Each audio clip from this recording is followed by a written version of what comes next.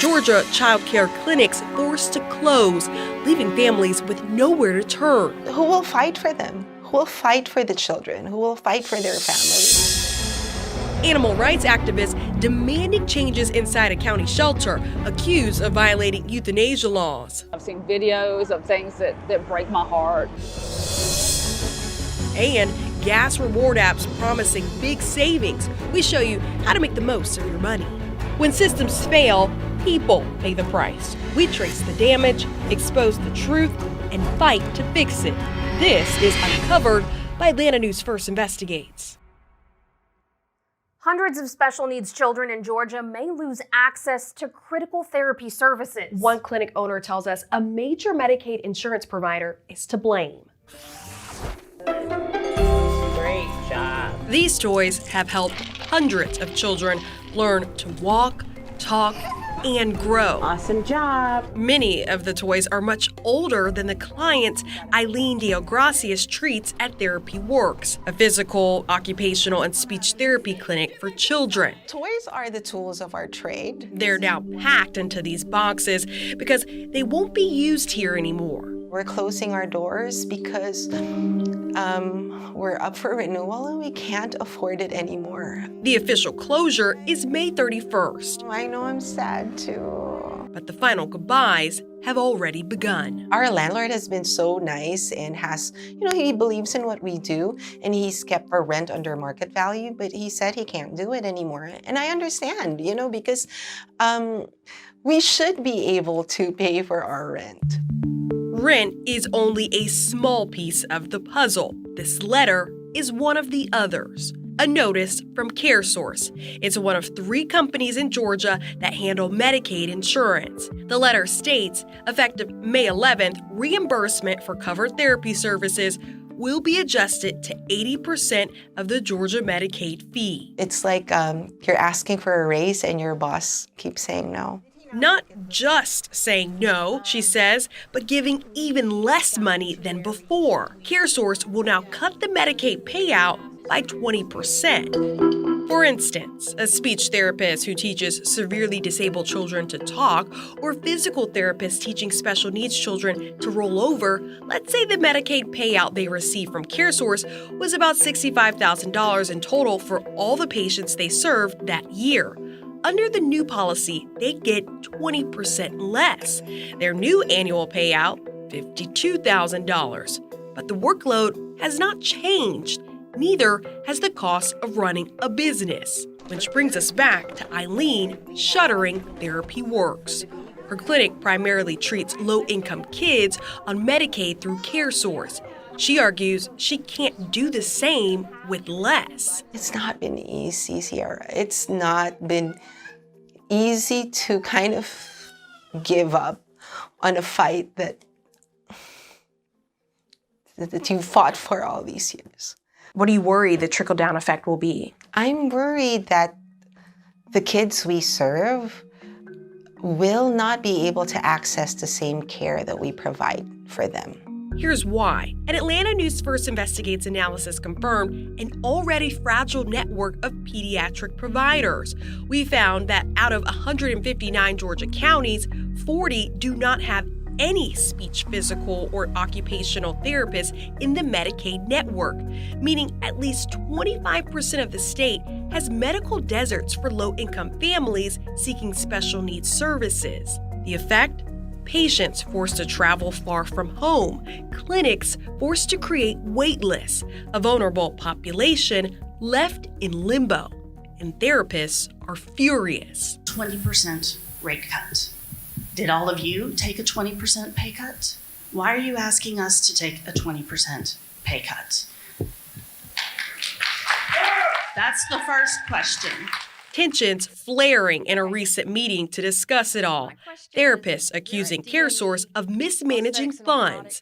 This after state lawmakers recently approved increasing payment rates for these therapists. An increase workers claim they're not getting under this new CareSource policy. Where's the money going? If you're spending it on something else, that is misappropriation of funds. Fraud. If you did not receive the funds, then is DCH withholding them? Okay, let me get to your question, okay? CareSource leadership responding. Some of the notices that you receive for a rate reduction, we're not the only one doing it. But what we plan to do going into 2027 is eventually roll out an incentive model. And so it's going to be performance-based so you can earn some of that money back. Citing an oversaturation of therapists, the company says by cutting rates, they'll be able to reduce the total number of providers because they expect some providers will leave the network. But that oversaturation claim conflicts with our own analysis, which found dozens of counties with no CareSource Medicaid therapy providers at all. Plus, CareSource says it has about 2,000 providers listed in their Georgia network. I want to confirm, however, based on our calls to people on that provider list, they've got clinics listed that they haven't been open for over a year. The numbers appear to be outdated and inaccurate. We should have closed our network probably 2 years ago, but we decided to continue to be a good steward and allow people to participate in our network. But now is the point that we don't need all the providers. So we did reduce the rates, but now we're going to change to a quality-focused program. So by giving you guys less money, it'll weed out people? Yes. Although Eileen is leaving the building, she won't be leaving CareSource's network. Instead, she plans to find a smaller space nearby and take only a few patients with her, a decision that will likely widen the gap in services for families who need them most. It's hard to be fighting this. But I think it's a worthy fight. Because who will fight for them? Who will fight for the children? Who will fight for their families? Wow, Sierra, powerful reporting.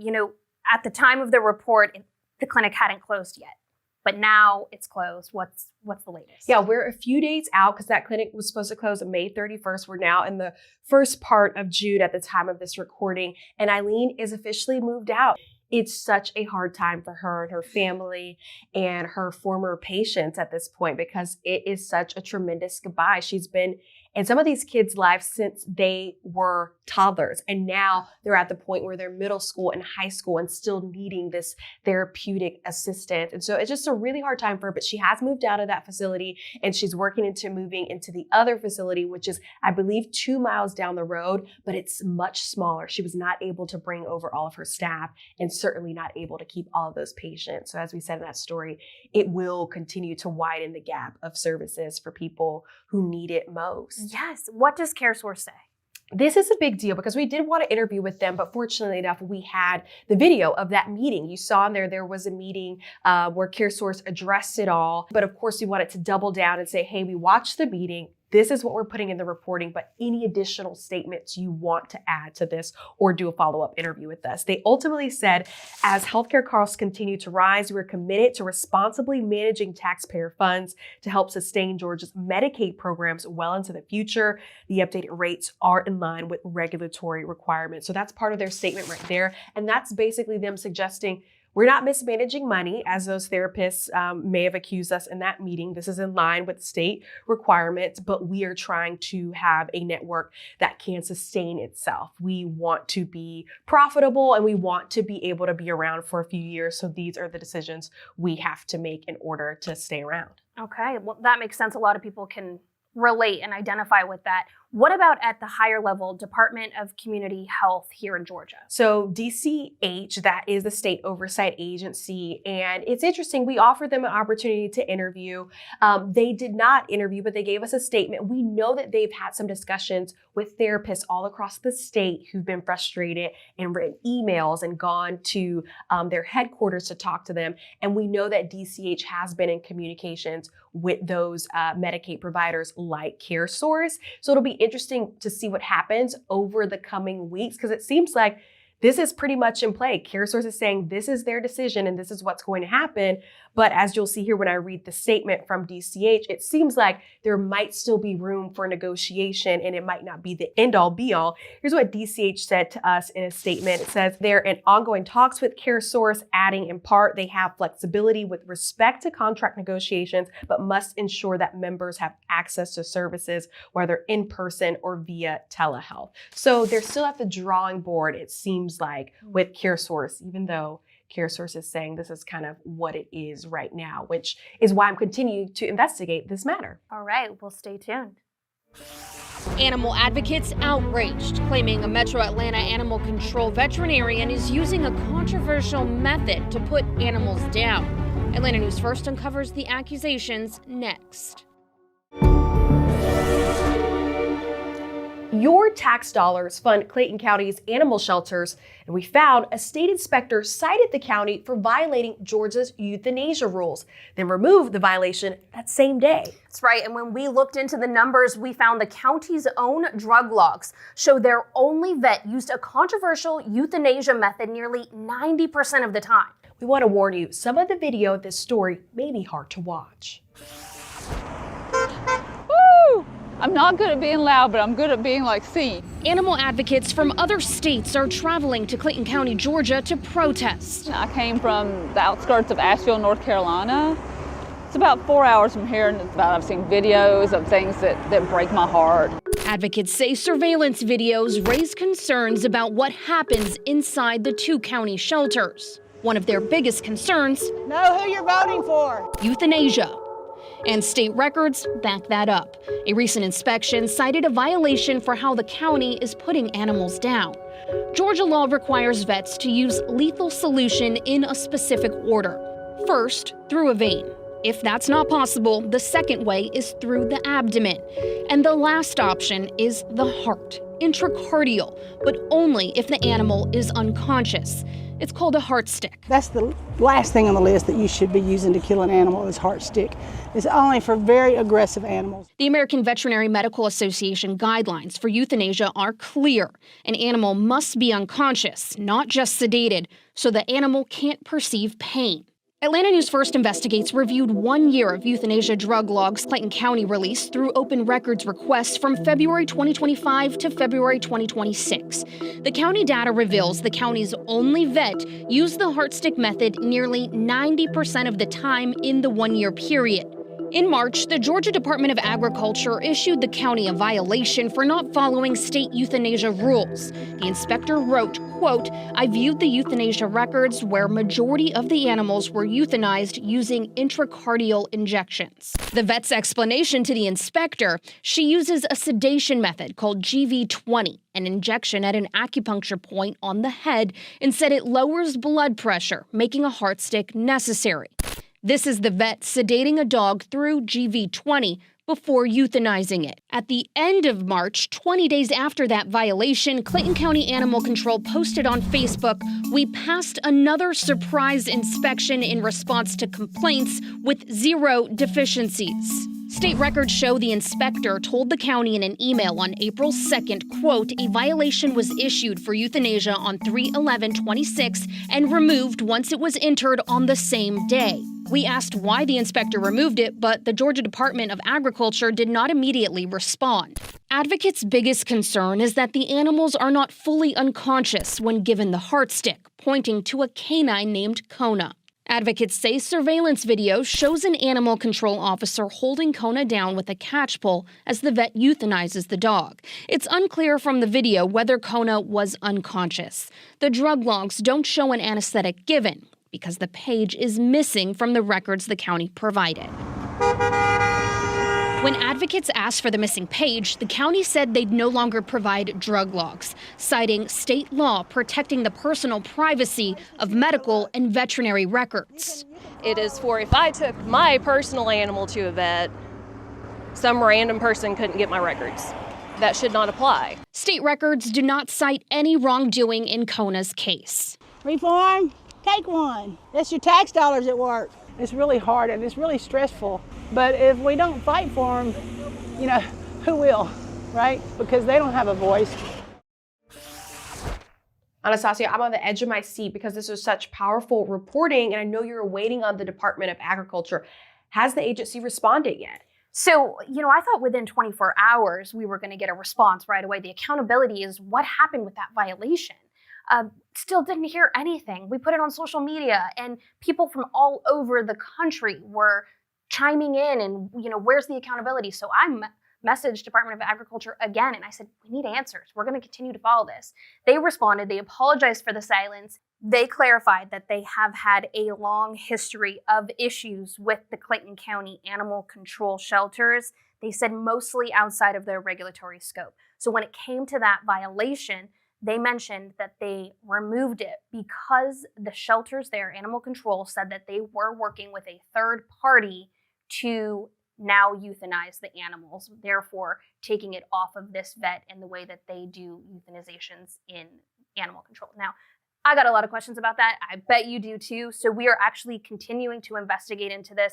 We're now trying to figure out what this third party comment is and who it is and how long will they be operating. We know that the vet was out on leave, approved leave during this time, several months. Is that what they're talking about? So just stay tuned. We're continuing to look into this. There's a lot of questions raised in this one story. Let's talk about the records associated with this story, the drug logs. Just pulling the curtain back before we get into the specifics of drug logs, we work with public records all the time. So for the audience that may not know, Georgia has pretty balanced laws that basically say when there is an investigation or some kind of document or record created by a public official, that's a public record. So the public is entitled to know. There are different laws that oversee which records can be released and how long they can be released. But ultimately, I'm watching this story and I'm like, okay, so are the drug logs public records? Because the advocates say they're not able to get them and police are denying them the records. So they're actually taking this to higher courts right now to try to figure out why they wouldn't be allowed to get these drug logs in a taxpayer-funded facility. Usually, if it's a veterinary practice where there's personal information that is kind of tied to the owner of the animal, that's not a record you're going to be able to get because that's a personal file. But this is something that they're saying is, county. These are dogs that we are putting in the county shelter that are either stray or lost, and you are using drugs to euthanize them. That should be public record. So when it came down to what the county was claiming in terms of Georgia law, that they did not have to give us the record, that law specifically states that it protects the invasion of personal privacy of medical or veterinary records and similar files. So medical records would be of a human. Veterinary records would be likely tied to the dog's owner. Similar files is a little vague, and that's exactly what I was told when I asked for the drug logs, that it falls under similar files. So that is going to be something that the court will have to decide. The advocates are taking it. Gas rewards programs promise big savings. We investigate the benefits and the risks you need to know about. Filling up your tank is still expensive, but some apps promise to take a few cents off every gallon. Consumer investigator Better Call Harry tested several of them and found the savings are real, but so are the catches. We looked at several rewards programs and gas payment apps. Here's what those discounts mean on a 15-gallon fill-up. 5 cents off a gallon saves you 75 cents. 10 cents saves $1.50, and 15 cents saves you $2.25 on fill-up. We compared programs like Shell S-Pay. That gets you 10 to 15 cents off per gallon, up to 20 gallons, but you have to set up mobile checking. Better make sure you understand how the payment works and that the money is there. Let's take a look at BP and Amoco's Earnify. It offers points and fuel savings. Combine it with your Amazon account, and you get a total 10 cents off per gallon at participating locations. But like other loyalty apps, the savings only matter if it's the best price nearby. Kroger can be one of the stronger savings programs if you shop there. The discount depends on the points you earn buying groceries and other qualifying items. Let's break it down. 100 points get you 10 cents off per gallon. 200 points, 20 cents off, 500 points, 50 cents off, and it's possible to save up to $1 off per gallon if you have enough points.